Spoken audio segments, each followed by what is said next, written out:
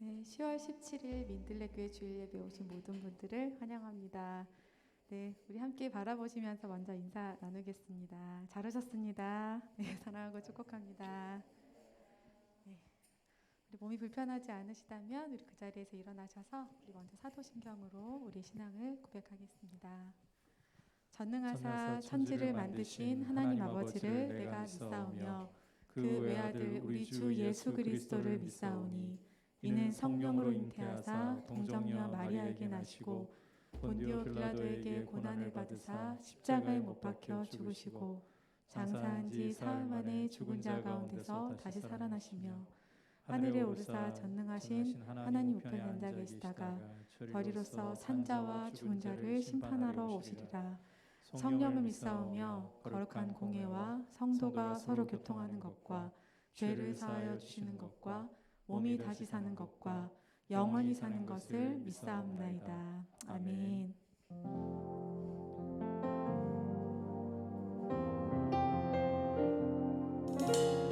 오늘의 모든 시간도 우리 성령님께 맡겨드리면서 우리 함께 고백하겠습니다. 오늘 이곳에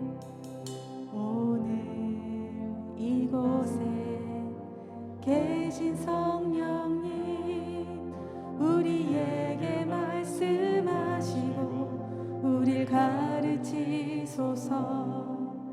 다시 우리 맘 열어주시고 주의 빛으로 밝혀 우릴 인도하소서. 오늘 이곳에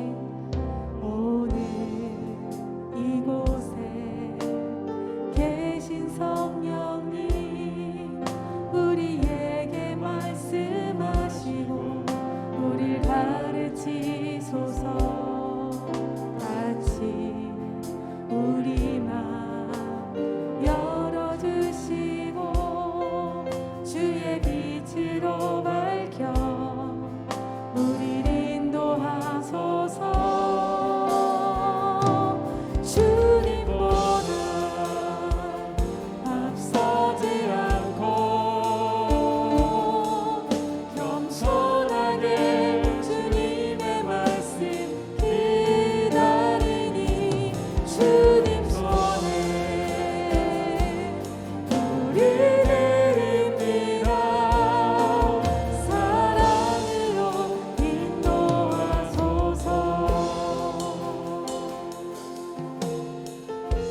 오늘 이곳에 계신 오늘 이곳에 계신 성령님 우리에게 말씀하시고 우릴 가르치소서. 같이 우리 맘 열어주시고 주의 빛으로 밝혀 우릴 인도하소서. 주님보다 앞서지 않고 겸손하게 주님의 말씀 기다리니 주님 손에 우리를 믿어 사랑으로 인도하소서. 주님보다 앞서지 않고 겸손하게 주님의 말씀 기다리니 주님 손에 우리를 믿어 사랑으로 인도하소서.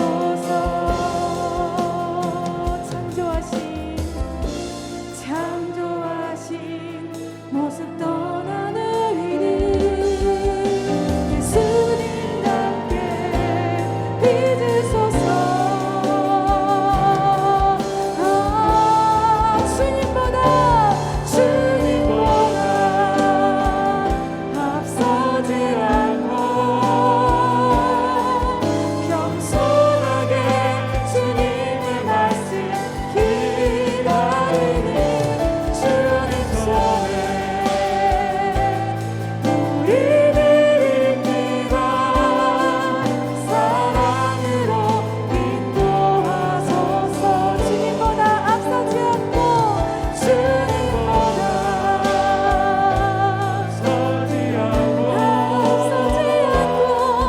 겸손하게 주님의 말씀 기다리니 주님 손에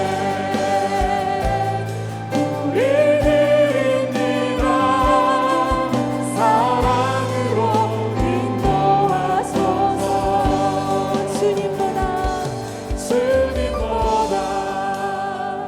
앞서지 않고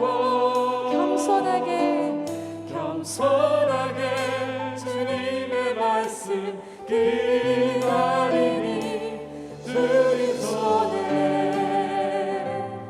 우리들을 믿어 사랑으로 인도하소서.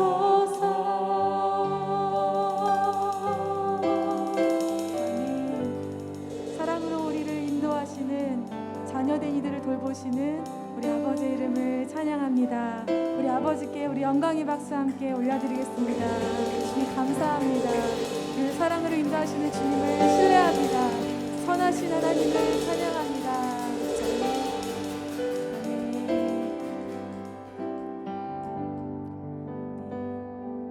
나를 부른 초장과 쉴만한 물가로 내 선하신 목자 날 인도해. 험한 산과 골짜기로 내가 다닐지라도 내 선하신 목자 날 인도해. 할렐루야.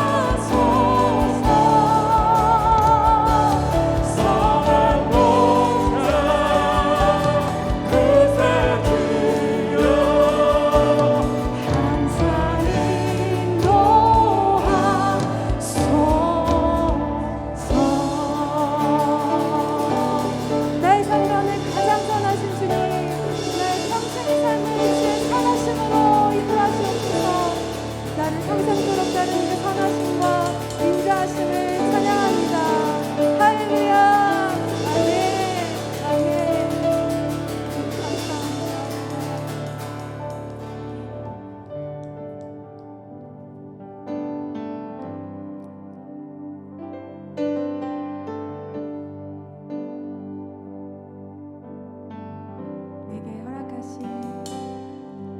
내게 허락하신 시련을 통해 나의 믿음 더욱 강하게 자라나고 험한 산과 골짜기 지나는 동안 주께 더 가까이 나를 이끄시네. 내가 겪는 시험이 어렵고 힘겨워도 내 주님보다 크지 않네. 내 앞에 바다가 갈라지지 않으며 주가 나로 바다 위 함께하니 나는 믿네.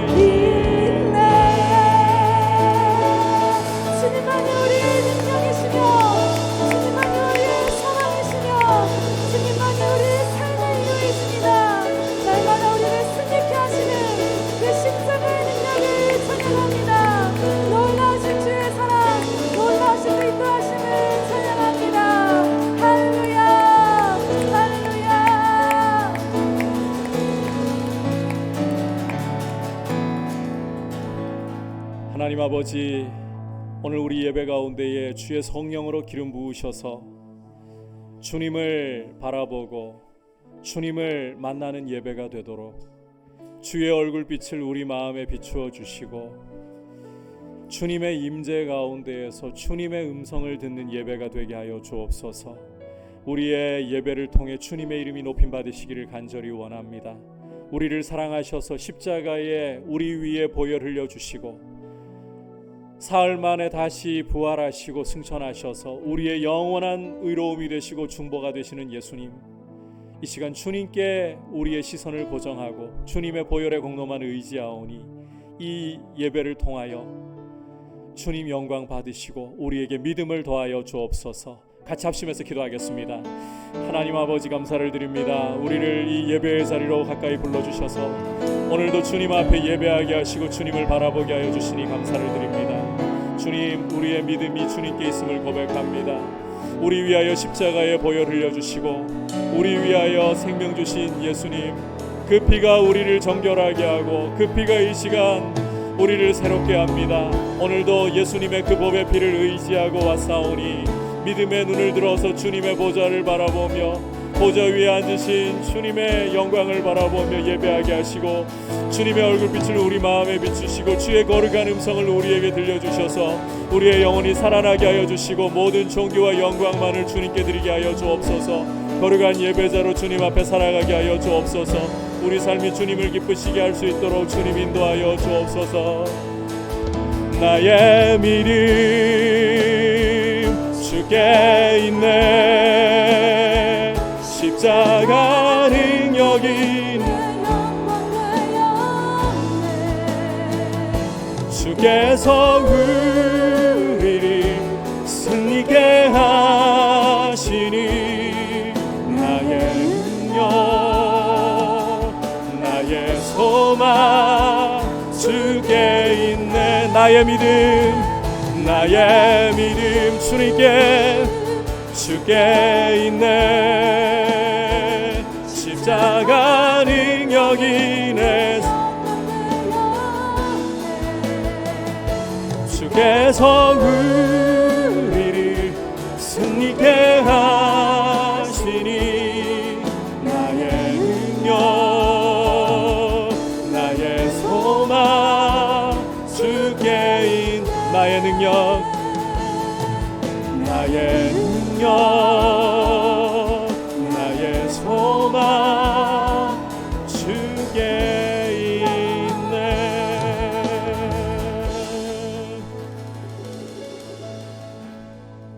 하나님 아버지, 우리 예배를 통하여 주님의 거룩하고 영화로우신 이름이 홀로 높임 받으시기를 간절히 원합니다. 우리 위하여 십자가에 보혈 흘려 그 피로 우리를 죄에서 속량하시고 하나님 아버지의 진노로부터 건져 우리를 하나님 아버지와 화목케 하셔서 자녀 삼으신 그 크신 이름 예수, 그 이름을 우리가 바라보며 그 이름에 소망을 두며 그 이름을 의지하여 오늘도 예배하오니 주님, 이 시간 이 예배 가운데 주의 피가 우리의 마음을 적시고 새롭게 하시며 성령께서 우리 마음을 여시고 말씀을 열어주셔서 주님을 만나고 주님의 음성을 듣는 우리의 영혼이 살아나는 예배가 되게 하여 주옵소서. 예수님의 이름으로 기도드립니다. 아멘. 교회 소식 전해드립니다. 주보를 참고해 주시기를 바라고요.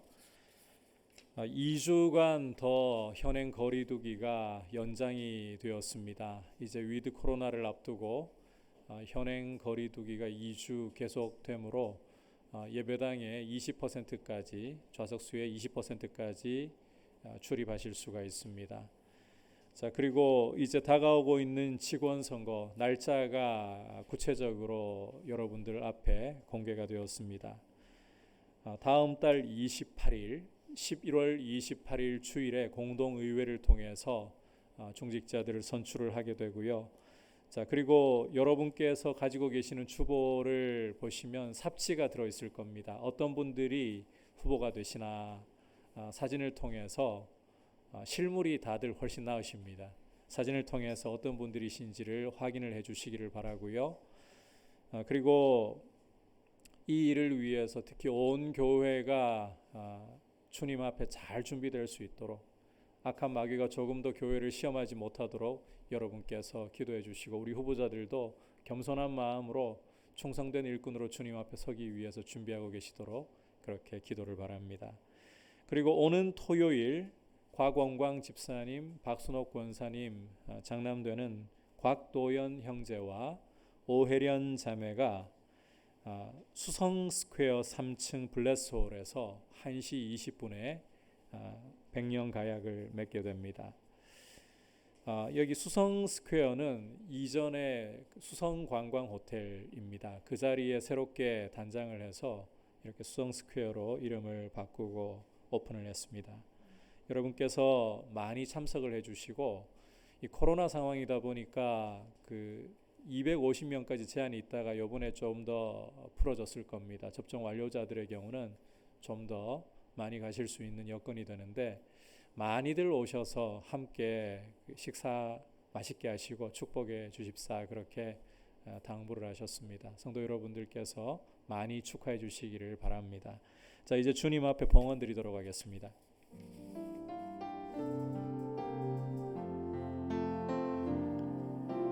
나의 생명을 드리니 주 영광 위하여 사용하옵소서. 내가 사는 날 동안에 주를 찬양하며 기쁨의 제물 되리. 나를 받아 주소서.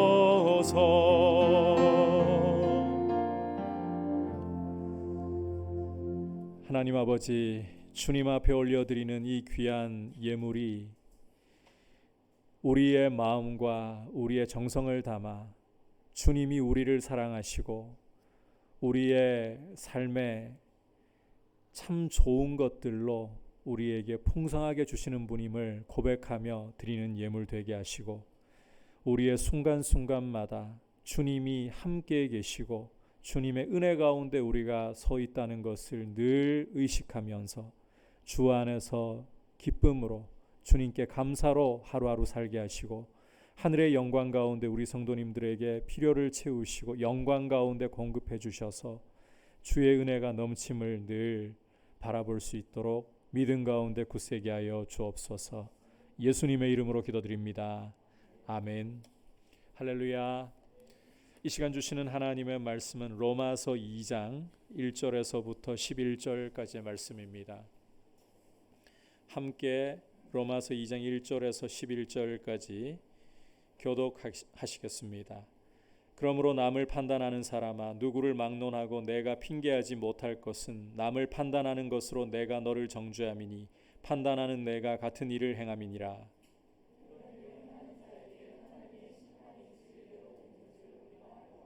이런 일을 행하는 자를 판단하고도 같은 일을 행하는 사람아, 내가 하나님의 심판을 피할 줄로 생각하느냐.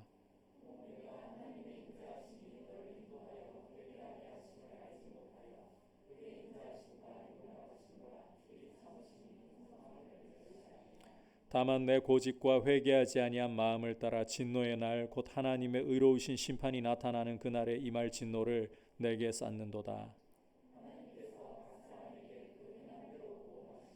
참고 선을 행하여 영광과 존귀와 썩지 아니함을 구하는 자에게는 영생으로 하시고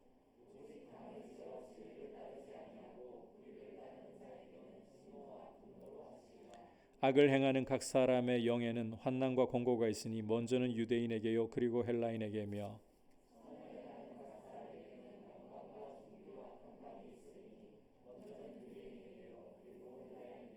다 같이 이는 하나님께서 외모로 사람을 취하지 아니하심이라.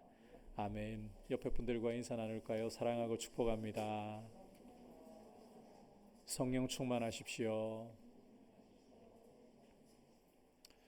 앞서 로마서 1장 18절부터 32절까지 말씀에서 우리는 보편적인 인류의 상황에 대해서 함께 말씀을 통해 보았습니다.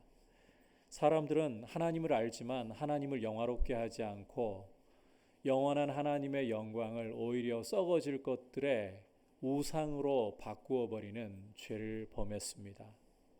다시 말해 불의로 진리를 억누르는 죄를 저질렀다는 것입니다.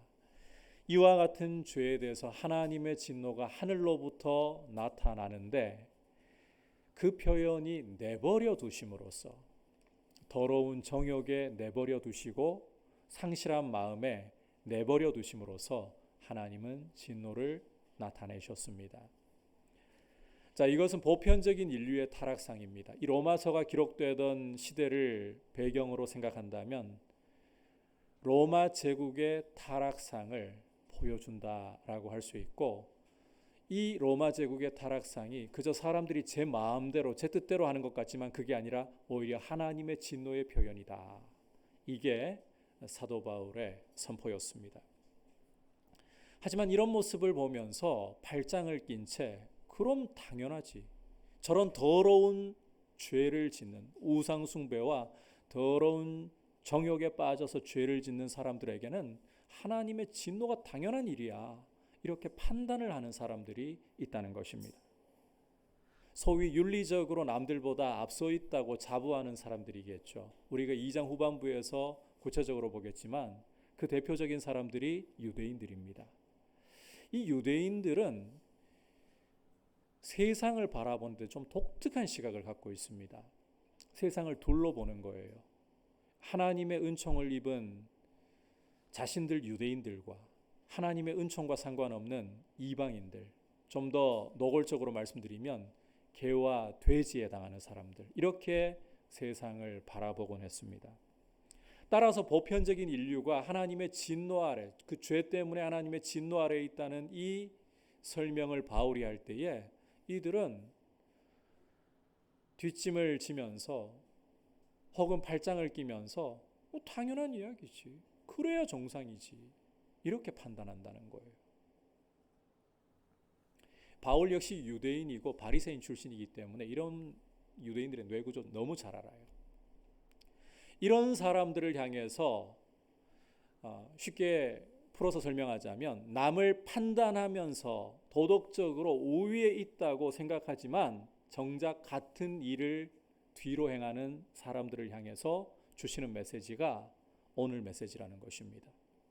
우리가 이제 말씀을 통해서 어떤 메시지를 주시는가 구체적으로 살펴보면서 우리의 마음에 이 말씀을 받도록 하겠습니다. 자, 첫 번째로는 남을 판단하면서 같은 일을 하는 것은 그 판단으로서 자기를 정죄하고 하나님의 심판을 자청하는 것이다. 자, 남을 판단하면서도 같은 일을 하는 그런 행동을 하는 사람은 그 판단 갖고 자기를 정죄하고 하나님의 진노를 스스로 불러오는 역할을 한다. 1절 함께 읽도록 하겠습니다. 그러므로 남을 판단하는 사람아, 누구를 막론하고 내가 핑계하지 못할 것은 남을 판단하는 것으로 내가 너를 정죄함이니 판단하는 내가 같은 일을 행함이니라. 자, 함께 읽은 말씀에서 이야기하고 있는 이 판단이라는 것은 건강한 의미에서의 판단이 아닙니다. 올바른 분별이나 평가를 하는 것은 사람에게 굉장히 중요한 일입니다.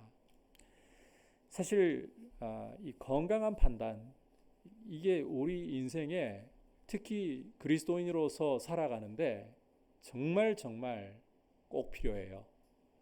마태복음 7장을 읽어보시면 우리 주님께서 거룩한 것을 개에게, 진주를 돼지에게 던지지 말라, 이런 말씀을 하시는 것을 읽을 수가 있습니다.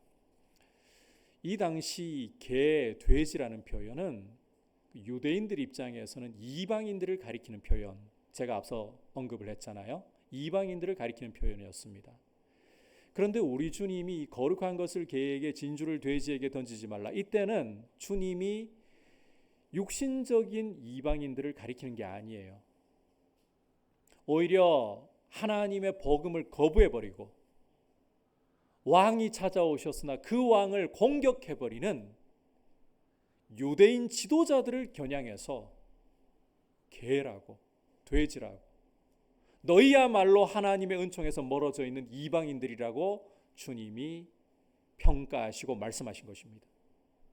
그런데 이 말씀에 앞서서 마태복음 7장을 읽어보시면 거룩한 것을 개에게 돼지를 진주에게 던지지 말라, 이 말씀에 앞서서 주님이 비판받지 않으려거든 비판하지 말라. 너희가 헤아리는 그 헤아림으로 너희도 헤아림을 받을 것이다. 그러니 함부로 헤아리려고 하지 말라. 이런 말씀을 하셨단 말이에요. 그런데 정작 주님이 지금 유대인들을 가리켜서 개, 돼지라고 판단을 해버리시네요.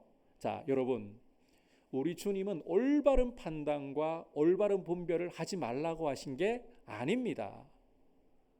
잘못된 판단과 잘못된 정죄를 함부로 하지 말라, 이 이야기를 하신 거예요. 오늘 말씀으로 돌아와서 1절에서 사도 바울이 판단이라고 할 때에도 옳은 의미에서의 분별과 판단을 이야기하는 게 아니라 잘못된 의미에서의 비난과 정죄를 이야기하고자 하는 것입니다.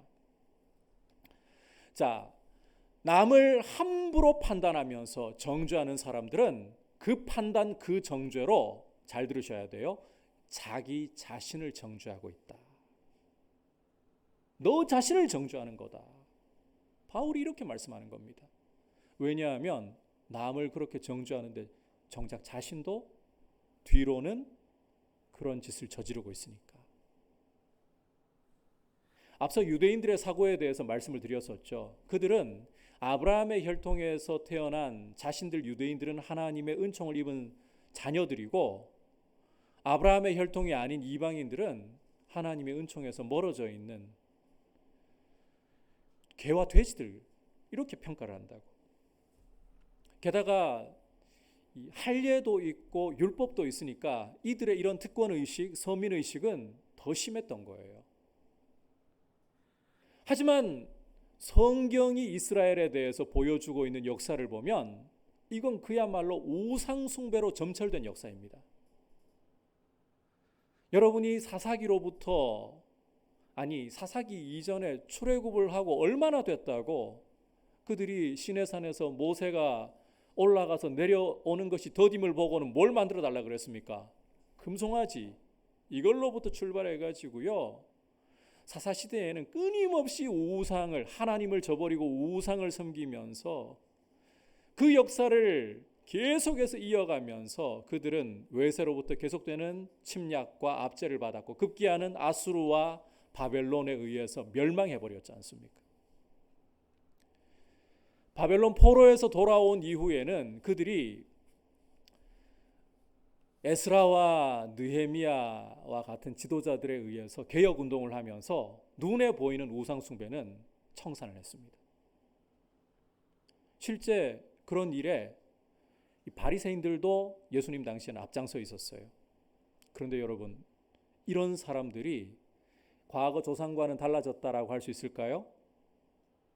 아니에요. 누가복음 16장을 읽어보시면 누가는 바리새인들이 돈을 좋아하는 자들이라고 고발을 하고 있어요. 비록 눈앞에 이방 신상을 두고 섬기지 않아요. 더 이상 우상 앞에 절하지 않아요. 하지만 유대인 중에 유대인이라고 자부하고 있는 이 바리새인들은 돈을 좋아함으로써 돈을 그들의 하나님으로 삼고 돈 되는 건 쫓아갈 수 있다. 다른 형태의 우상 숭배를 하는 거예요. 그러니까 결국 출애굽하고 얼마 되지 않아서부터 해서 이스라엘이 바벨론의 포로로 끌려갔다가 돌아와서 청산한 듯 하지만 사실은 우상 숭배로 계속 점철된 역사를 그들은 이어나가면서 우상 숭배가 우상 숭배로 끝납니까? 온갖 죄의 문을 다 열어놓는 거죠. 그런 모양을 하고 있었다는 거예요. 그런데 이들은 높은 자리에서 우리가 도덕적으로 너희들과는 비교할 수 없이 깨끗하고 우월하다, 높은 자리에 서서 이 이방인들을 내려다보면서 판단하는, 하나님의 정죄가 너희들에게는 마땅해라고 판단하는 모습을 보이고 있었다는 것입니다. 따라서 이들의 정죄가 자신에게 돌아가는 것은 당연한 일인 거예요. 남을 판단하면서 뒤로 같은 일을 하는 사람들은 남을 판단하는 그 판단, 그 정죄로 자기를 판단하고 자기를 정죄하는 거예요. 자, 문제는 자기를 정죄하는 걸로 끝나지 않는다는 겁니다. 2절과 3절 함께 읽어보도록 하겠습니다. 시작. 이런 일을 행하는 자에게 하나님의 심판이 진리대로 되는 줄 우리가 아노라.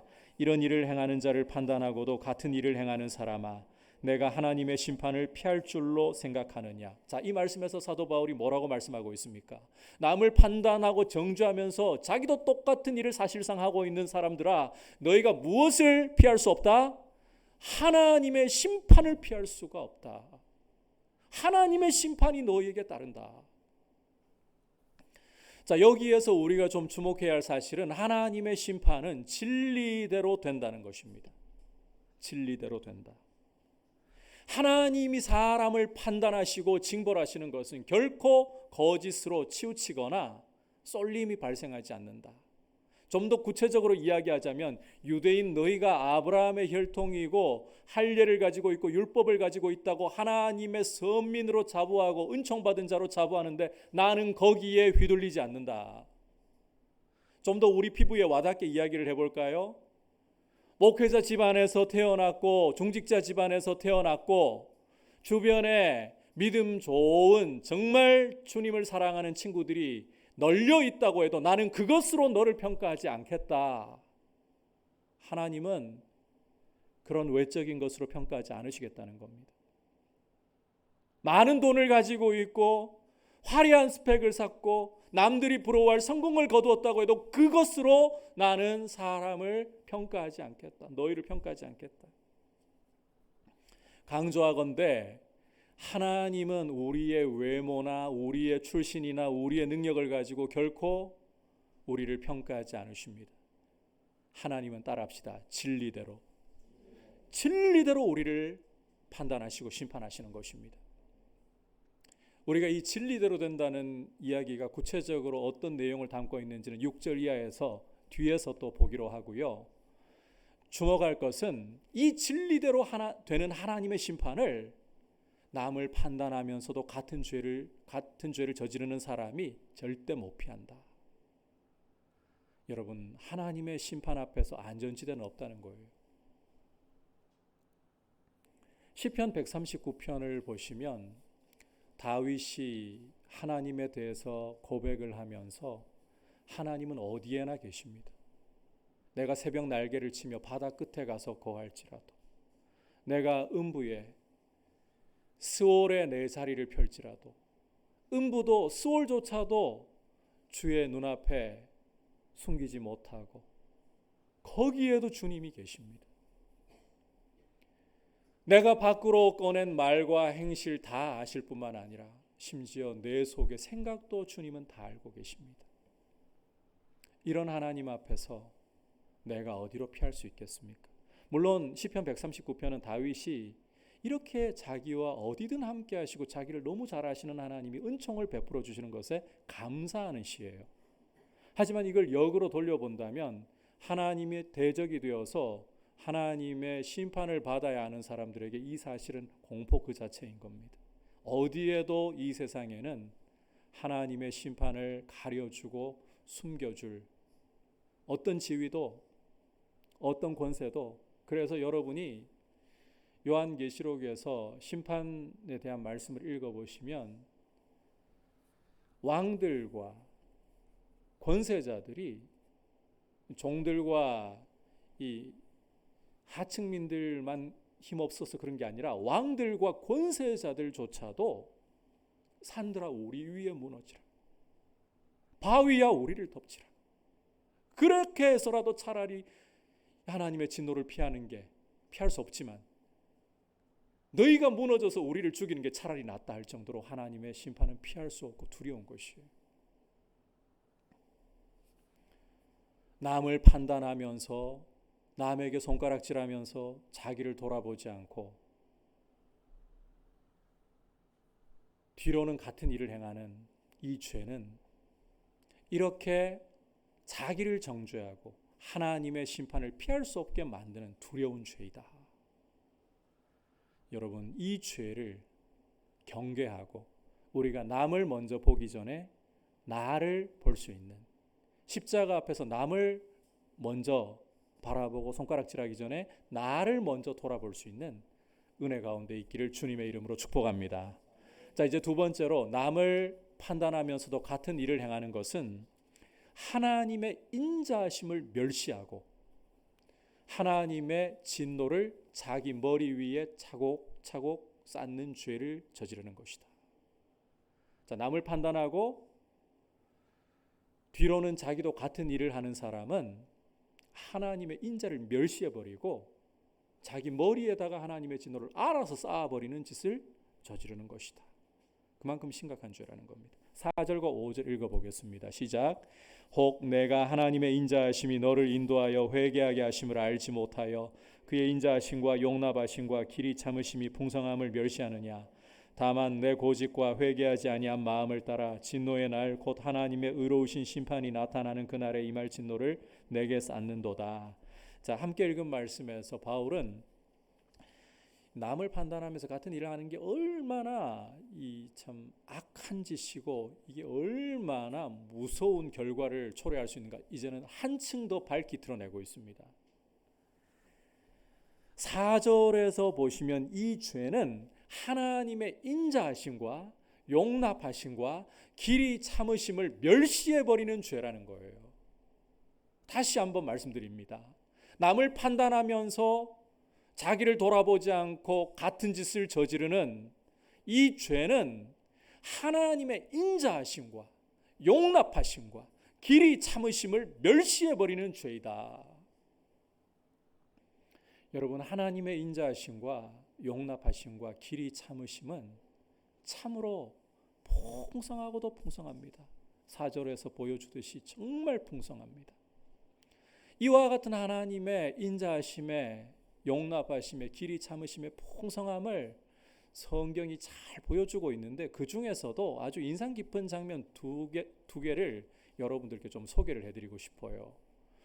한 가지는 북이스라엘 왕 아합에게 하나님이 길이 참으시는 모습이에요.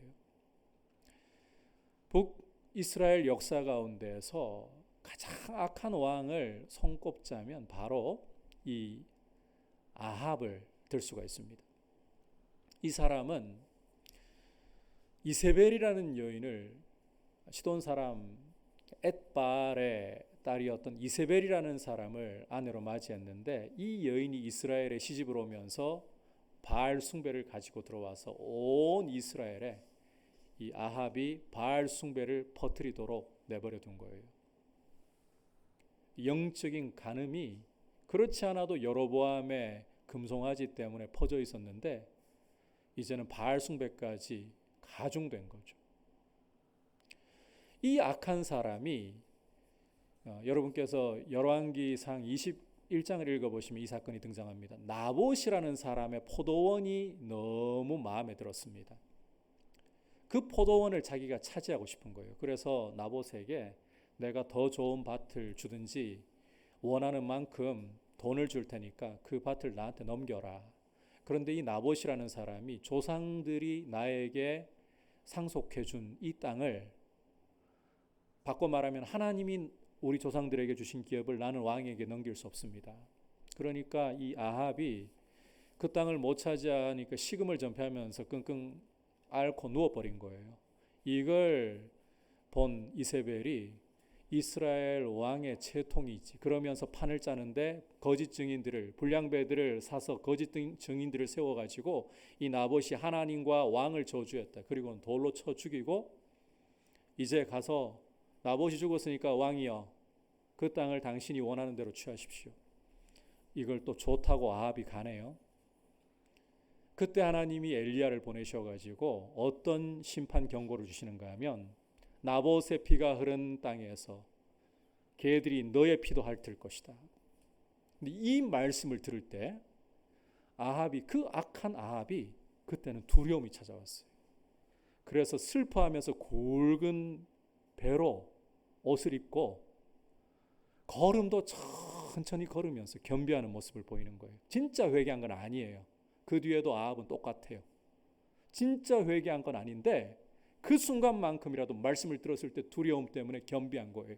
놀라운 것은 이런 겸비함마저도 하나님이 보시고 엘리야에게 너 아합이 이렇게 겸비하는 모습 보느냐?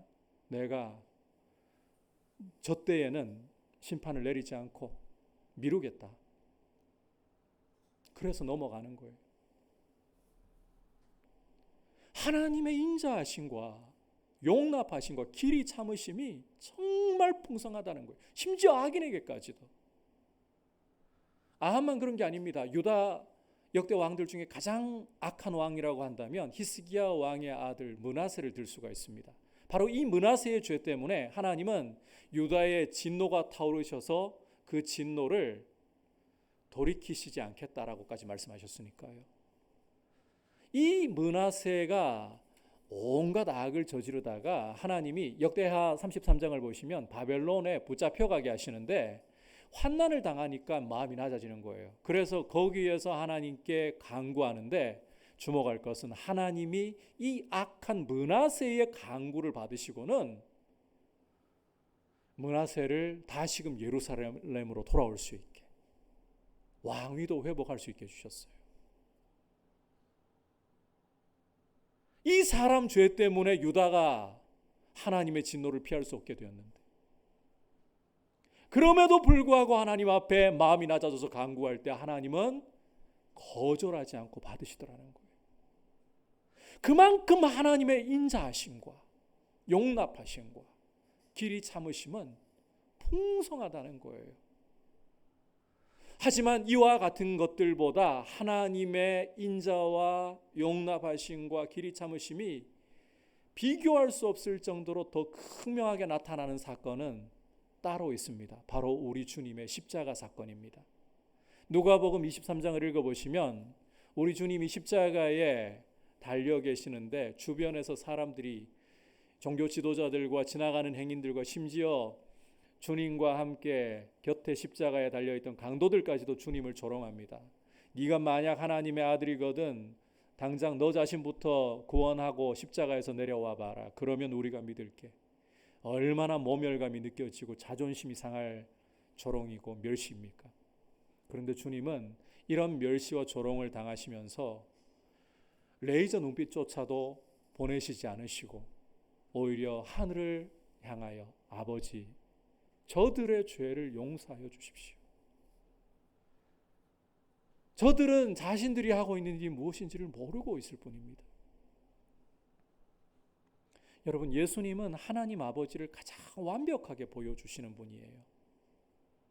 십자가를 앞에 두시고 제자들에게 따로 다락방 강화라고 요한복음 14장부터 16장까지 말씀을 가르치실 때에 빌립이 예수님께 그런 요청을 하죠. 아버지를 보여주십시오.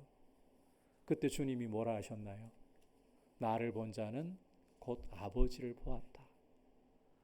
그렇게 아버지를 가장 완벽하게 보여주시는 독생자께서 십자가에서 보이신 모습은 하나님 아버지는 죄인마저도 길이 용납하시고 참으시고 인자를 베푸시기를 원하신다는 거예요. 그런데 남을 함부로 판단하면서 정죄하고 뒤로는 자기도 그런 유의 길을 걸어간다. 이건 하나님의 성품과는 정반대의 길을 걸어가는 하나님의 인자하심과 용납하심과 길이 참으심을 멸시해버리는 길을 가는 것이다.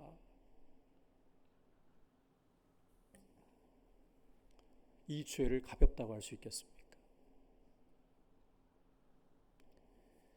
결국 5절은 이런 모습이 무엇의 표현이라고 말씀을 하느냐? 자기 고집의 표현이고 회개치 않는 마음의 표현일 뿐이다. 고집이 정말 하나님 앞에서 온갖 고집이 다 드러나고 절대 회개치 않는 마음이 드러나는 것일 뿐이다. 그게 남을 판단하고 정죄하면서 자기를 돌아보지 않는 자기도 같은 일을 하는 사람의 모습이라는 것입니다. 그리고 이것은 결국 자기 머리 위에다가 하나님의 진노를 차곡차곡 스스로 쌓아 올리고 있는 거예요. 여러분, 하나님이 진노를 그 사람에게 쌓으시는 게 아닙니다. 하나님은 악인이라도 죄인이라도 죽기를 원하지 않고 돌이켜 살기를 원하시잖아요. 에스겔 말씀에서 그렇게 에스겔에게 강조하시잖아요. 나는 악인이 그 죄 가운데 죽는 거 기뻐하지 않는다. 돌이켜 살기를 원한다. 자기가 스스로 쌓아버리는 거예요. 따라서 남들보다 조금 더 윤리적으로 도덕적으로 깨끗해 보인다고 해서 그렇지 않은 사람들을 눈을 내리깔고 보면서 멸시하고 자기 자신을 살필 줄 모르는 것은 정말 심각한 죄이다. 하나님이 우리에게 우리 자신을 돌아보는, 앞서도 말씀드렸습니다만 우리 자신을 돌아보고 십자가 앞에서는 다른 사람 세우면 안 돼요. 나를 세워야 돼요. 내 안에 죄악을 말씀을 따라 그 빛으로 분별하고 회개할 줄 아는 상한 마음, 부드러운 마음, 이 마음을 주셔서 회개할 수 있는 것이 참 은혜입니다. 우리 한국교회가 회개 별로 안 좋아하잖아요. 요즘 회개라는 말이 나올 때 불편하잖아요. 그러나 회개할 수 있는 마음, 참 이게 은혜인 거예요. 상한 마음을 하나님은 절대 멸시치 않으십니다. 그런 마음 주셔서 주님을 더 닮아가기를 사모할 수 있기를 축복합니다. 자, 이제 마지막으로 하나님의 기준을 한 번 더 살펴보고 말씀을 마무리할게요. 한번 따라합시다. 하나님은 외모가 아니라 행위대로 심판하십니다. 6절을 보시면 하나님께서 각 사람에게 그 행한 대로 보응하시되, 행한 대로 보응하시되. 여러분, 유대인들은 자기의 틀이 굉장히 강한 사람이에요. 어지간한 말로는 절대 자기 생각 안 깨뜨려요. 성경만이 깨뜨릴 수가 있어요. 성경이 보여주고 있는 원리는 하나님은 각 사람의 행위대로 보응하신다. 이 절대 유대인이 거부할 수 없는 말이에요. 자, 우리가 이 시점에서 이 행위라는 말에 대해서 좀 이해를 바르게 가져갈 필요가 있을 것 같습니다. 우리가 로마서라든지 갈라디아서와 같은 말씀들을 공부하다 보면 행위 그러면 왠지 모르게 부정적이고 믿음과의 반대편에 서 있는 용어로서 불편하게 다가올 수도 있을 것 같아요. 그런데 여러분, 성경에서 이 행위라는 것은 절대 믿음과 반대편에 있는 걸로 가르치지 않아요. 오히려 이 설명 좀 잘 들어보셔야 돼요. 행위라는 것은 우리 본질, 우리 됨됨이에서 나오는 열매입니다. 좀 쉽게 이해하시도록 나무를 예로 한번 들어볼게요. 나무를 잘 식별할 줄 모르는 사람이 나무를 볼 때 그 나무를 뭐가 사과나무인지 복숭아나무인지 판단하기 어렵겠죠. 그냥 나무 줄기하고 잎만 봐가지고는 이게 사과인지 자두인지 복숭아인지 구별이 어려울 거예요. 그런데 그런 사람이라도 척 보면 그 나무가 뭔지를 알게 되는 척도가 있어요. 그게 뭘까요? 열매입니다. 자, 그러면 여기에서 또 여러분께 질문합니다. 복숭아 나무에서 뭐가 열려야 됩니까? 복숭아가 사과 혹시 열립니까? 아직 그런 경우 없죠? 사과나무라는 뿌리가 있어야, 본질이 있어야 열매가 사과가 열리는 거예요. 그러니까 우리의 행위라는 것은 우리 됨됨이가 어떠한가에서부터 나오는 열매라는 겁니다. 우리 됨됨이 자체가, 우리 본질 자체가 온갖 음란하고 더럽고 도둑질하고 사기치는 걸로 가득한데 우리 말과 행실이 옳게 나올 수 있을까요? 역으로 질문 드릴게요. 나쁜 짓이라는 나쁜 짓은 다 골라하고 입을 열 때마다 10원짜리며 온갖 더러운 욕설이 나오고 음담패설이 나오는 사람이 그 본질이, 그 바탕이 깨끗한 사람, 고상한 사람이라고 할 수 있을까요? 없어요. 이 본질부터가 썩어 있으니까 거기에서 썩은 열매가 나오는 거예요. 행위를 이렇게 이해하셔야 된다는 겁니다. 다시 말씀으로 돌아와서 이스라엘은 하나님의 백성이라고, 하나님의 은총을 입은 자녀라고 자부하고, 이방인들은 개와 돼지, 하나님의 은총과는 상관없어, 이렇게 판단하는데, 자, 이스라엘 역사가 어떠하다고 성경이 증명했습니까? 우상 숭배의 역사, 이방인들보다 더 더러운 죄를 지었던 역사. 그렇다면 이스라엘의 본질이 어떠하다는 겁니까? 바탕이 어떠하다는 겁니까? 이방 죄인과 다를 바가 없다는 거예요.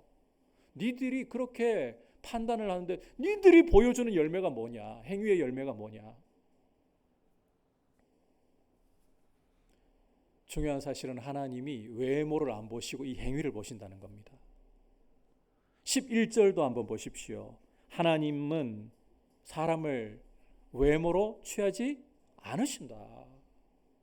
유대인 그거 하나님 보시는 기준 아니라는 거예요. 아브라함의 혈통에서 났다면 그래 뭐 그게 어쨌다고. 그 사람의 스펙이 중요한 게 아니에요. 행위가 어떠하냐. 다시 말해서 그 행위를 내는 사람의 바탕이 어떠하냐. 이걸 하나님이 보신다는 거예요. 따라서 우리도 우리의 삶에서 믿음 강조하다가 이 분리시키면 안 되는데 행위는 아무렇지 않게 가져가는, 지금 우리 한국 교회의 문제가 바로 이런 믿음과 행위가 분리되어 버린 문제 아닙니까? 그래서 욕을 그렇게 많이 먹는 거잖아요. 사실은 이게 분리할 문제가 아니에요. 하나님은 행위를 보십니다. 바꿔 말하면 됨됨이를 보신다는 거예요. 그래서 7절부터 10절에서 이런 말씀을 주고 계시는 겁니다. 조금 길지만 함께 한 목소리로 읽어보겠습니다. 시작. 참고 선을 행하여 영광과 존귀와 썩지 아니함을 구하는 자에게는 영생으로 하시고, 오직 당을 지어 진리를 따르지 아니하고 불의를 따르는 자에게는 진노와 분노로 하시리라. 악을 행하는 각 사람의 영에는 환난과 공고가 있으리니 먼저는 유대인에게요 그리고 헬라인에게며 영광과 존귀와 평강이 있으리니 먼저는 유대인에게요 그리고 헬라인에게라. 자, 이 7절 말씀부터 10절까지 여러분들에게 혹시나 말씀을 개인적으로 읽으면서 오해가 되는 분이 있을까 봐 하나 조금 더 풀고 가도록 할게요. 저는 과거에 이 오직 믿음으로 의롭다 하심을 얻는다, 이 부분에 대해서 로마서를 공부하면서 이 부분이 자꾸 이 7절 부분에서 자꾸 혼동이 오는 부분이 생기더라고요. 참고 선을 행하여 영광과 존귀와 썩지 아니함을 구하는 자에게는 영생으로 하시고, 영생을 상급으로 주시고, 이런 말이잖아요. 그러니까 내가 분명히 성경을 통해 보는 것은 오직 믿음으로 의롭다 하심을 얻는 건데 이건 행위 구원을 말씀하나, 이런 의혹이 제 안에 일어나더라고요. 그런데 결론부터 이야기하자면 지금 이 말씀은 행위로 구원을 얻을 수 있다, 행위로 영생을 얻을 수 있다, 절대 이런 말씀을 하고 있는 게 아닙니다. 오해하시면 안 돼요. 여러분, 이 세상 가운데에는 참되고 영원한 것이 있을까요, 없을까요? 없습니다. 마귀가 지배하고 죄악 가운데 있는 세상은 참되고 영원한 것이 없어요. 참되고 영원한 것은 오직 하나님과 그분의 말씀밖에 없어요. 그런데 보세요. 참고 선을 행하면서 영광과 존귀와 썩지 아니함을 구하는 자이다. 이 사람이 아직 하나님을 모르는 사람일 수가 없다는 거예요. 이미 하나님을 알고 하나님의 은총 가운데 있는 사람이니까 썩지 않는 걸 구하는 거예요. 영광을 구하는 거예요. 참고 선을 행하는 거예요. 행위 구원이 아니라는 거죠. 이렇게 이미 하나님이 아신 바 되고 그 가운데에서 하나님의 영광을 구하고 썩지 아니함을 구하고 말씀의 길을 구하니까 하나님은 이런 사람에게 이미 영생이 왔지만 장차 주님 오실 날에 이 영생의 완성으로서 갚아주신다는 거죠. 행위를 따라 판단하신다는 거예요. 우리 행위 따라. 반대로 당을 짓고 진리를 거부하고 불의를 행하는 자, 이들에게는 하나님이 분노와 진노로 갚아주신다. 외모가 중요하지 않아요. 교회에서는 외모가 중요하지 않아요. 저는 주님 앞에서 앞으로도 제가 만나는 사람들 앞에서 그렇게 좀 행동하기를 원하고 또 구하고 지켜주시기를 원하는데, 우리 예배당에 국회의원이 와가지고 앉아 있어도 그냥 성도 한 사람으로, 심지어 대통령이 와서 앉아 있어도 하나님 앞에 예배하러 온 성도 한 사람으로 보고 싶고 그렇게 대우하고 싶어요. 아, 우리 교회의 예배에 대통령이 왔어요. 국회의원 아무개 씨 오셨습니다. 하나님은 그 국회의원, 그게 뭐라고요? 온 우주의 왕이신 분 앞에서 나라도 심기도 하고 뽑아버리기도 하시는 그 전능하신 분 앞에서 외모는 중요하지 않은 거예요. 당을 짓고 진리를 거부하고 불의를 행한다. 이 악을 행하는 사람들의 특징이 보면 혼자서 절대 악을 저지르지 않습니다. 물귀신 작전을 써요. 악은 동지를 항상 끌어들여요. 여러분, 불평하는데 혼자 불평하는 사람 잘 보셨습니까? 꼭 누군가에게 쏟아놔야 되잖아요. 그 불평을 들어주고 동조해 줄 사람을 찾아요. 무언가 내 마음에 안 맞는 것을 반대하려고 할 때 혼자 하는 사람들 잘 없습니다. 소신 따라 진리면 혼자서라도 가요. 남들이 아니라고 할 때 이거야라고 혼자서라도 가요. 그런데 죄를 저지르는 데는 꼭 동지를 무조건 취하려고 합니다. 당을 짓는다는 말이 그 말이에요. 그러면서 불의를 행하고 진리를 원치 않는 그런 사람에게는 외모가 상관없습니다. 그 행위를 따라 하나님이 진노와 분노로 갚으시는 것입니다. 우리는 무엇을 중요하게 생각하고 있습니까? 우리의 외모입니까? 우리의 행위입니까? 하나님 앞에서 우리가 판단받는 것은 우리의 행위입니다. 그러므로 남들이 뭐라고 나를 평가하는가, 남들이 나의 외모를 어떻게 인식하고 있는가, 그것이 아니라 내 마음이 하나님 앞에 어떤 모습으로 서 있고 어떤 열매를 맺고 있는가, 이것을 거룩한 말씀의 빛 안에서, 성령의 빛 안에서 날마다 돌아보고 회개하는 마음으로 십자가를 더 의지하고, 그리고 주님의 인자하심을 닮아가는, 주님의 용납하심을 닮아가는, 길이 참으심을 닮아가는 길로 행하는 주님 닮은 사람들로 서서, 그리고 어떤 것보다도 하나님의 진노로부터 우리를 구원하는 것은 오직 하나, 무엇이라고요? 복음밖에 없다 그랬죠. 예수 그리스도밖에 없습니다. 이 복음, 이 예수 그리스도를 가장 사랑하고 가장 자랑하고 더 주님을 사모하는 모습으로 믿음 가운데 서 있기를 축복합니다.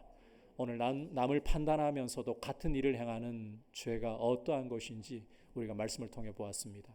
여러분, 이 죄는 그 남을 정죄하는 것으로 자기를 정죄하고 하나님의 심판을 불러온다.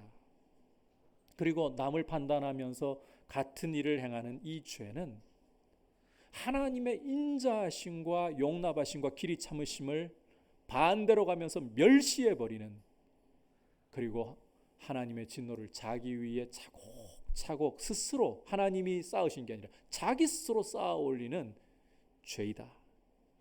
마지막으로 하나님은 외모가 아니라 행위로 판단하신다. 따라서 복음을 굳세게 붙들고 우리의 본질이, 그래서 우리의 말과 행실이 주님 닮은 모습 되기를 축복합니다. 이제 말씀을 생각하면서 93장 고백 드리도록 하겠습니다.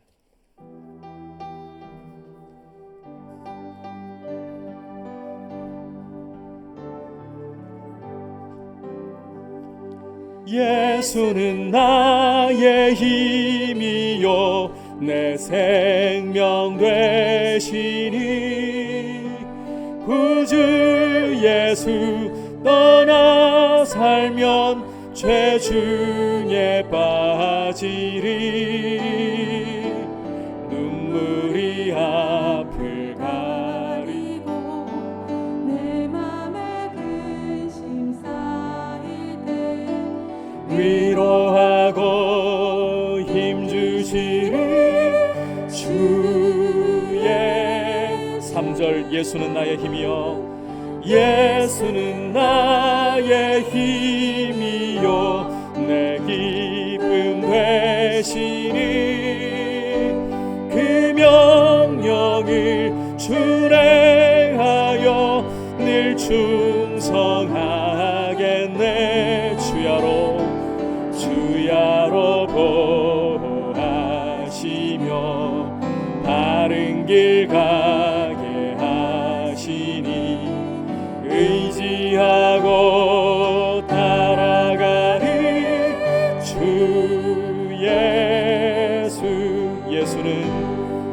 예수는 나의 힘이요 내 소망 되시니 이 세상을 떠나갈 때 곧 영생 얻으리 한없는 복을 주시고 영원한 기쁨 주시니 나의 생명 나의 기쁨 주 예수.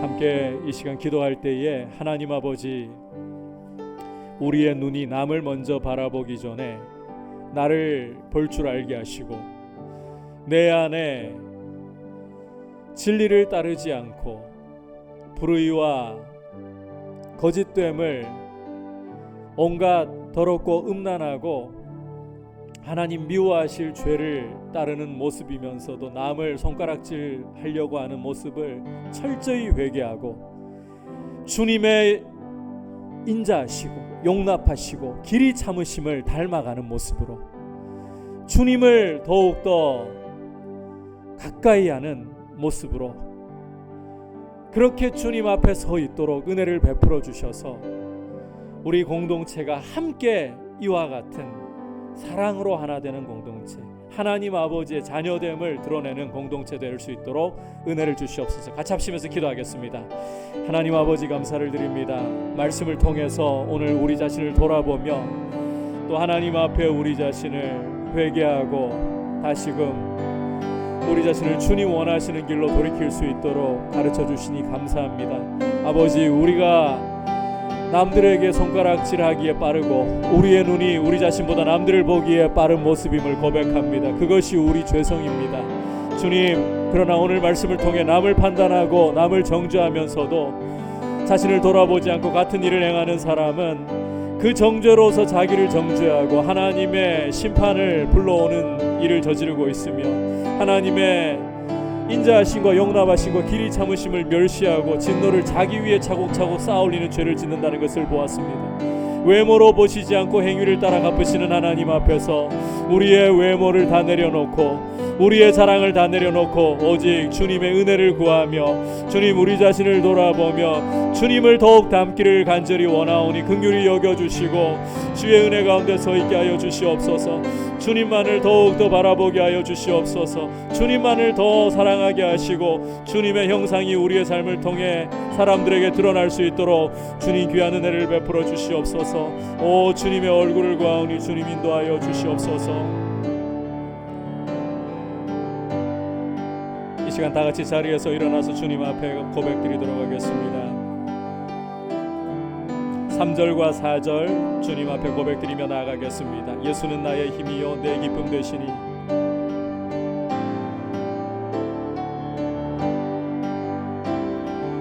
예수는 나의 힘이요 내 기쁨 되시니 그 명령을 준행하여 그 명령을 준행 충성하겠네.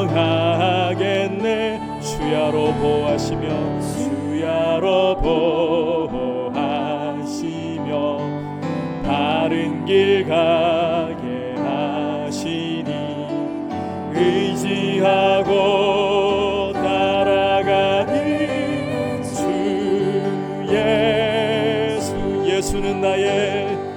예수는 나의 힘이요 내 소망 되시니 이 세상을 떠나갈 때 곧 영생 얻으리 한없는 복을 주시고 영원한 기쁨 주시니 나의 생명 나의 기쁨 주 예수. 하나님 아버지, 우리의 죄성은 우리 자신을 먼저 보기보다 남들을 보면서 손가락질하고 판단하게 만드는 경향이 너무나도 강합니다. 주님, 이와 같은 우리의 죄성을 거슬러 주님의 십자가 앞에 회개하는 마음으로 우리의 모습을 돌아보며 주님 앞에 우리의 완고함과 고집을 날마다 버리게 하시고, 주님, 우리의 눈을 밝혀서 우리 안에 들보를 먼저 빼낼 수 있는 은혜를 주시고, 그리고 주님을 닮아 주님의 인자하심과 용납하심과 길이 참으심이 우리의 성품 가운데 귀한 열매로 맺히도록, 그래서 참고 선을 행하며 영광과 존귀와 썩지 아니함을 구하며 영생의 기쁨을 풍족하게 누리는 성도님들로 세워 주시옵소서. 우리 주 예수 그리스도의 크신 은혜와 하나님 아버지의 지극하신 사랑과 성령 하나님의 감화감동 충만케 하시는 은혜의 역사가 행위로 판단하시는 하나님 앞에서 오직 자신을 먼저 돌아보며 주님 닮기 원하는 모든 주의 백성들 위해, 열방을 섬기시는 선교사님들 위해 이제부터 영원토록 함께 계시기를 간절히 축원하옵나이다. 아멘.